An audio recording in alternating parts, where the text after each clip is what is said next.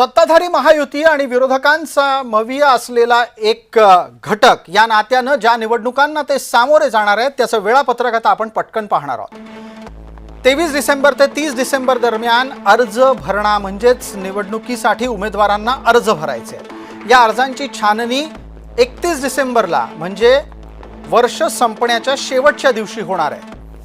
अर्ज माघारीची तारीख 2 जानेवारी 2026 असेल हे लक्षात घ्यायला हवं।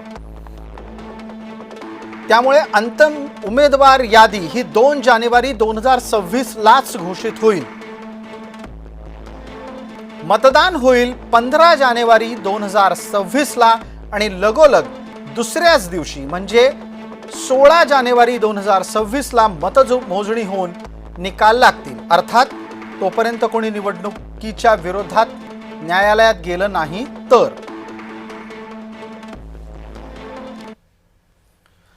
एका बाजूला या निवडणुका घोषित झाल्याच्या नंतर आत्तापर्यंत विरोधकांनी ज्या ज्या विविध मुद्द्यांवर रान उठवलं होतं त्यावर आयोगानं काय उत्तर दिलंय हे लक्षात घ्यायला लागेल।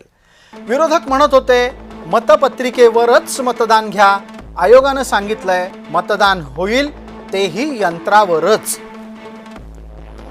दुसरा आक्षेपाचा मुद्दा होता नवीन मतदार यादी बनवा, कारण यादीमध्ये घोळ आहे। आयोगानं सांगितलंय यादी 1 जुलै 2025 ची जी आहे तीच वापरली जाईल। विरोधकांचा आग्रह होता दुबार मतदार यादीतून हटवा।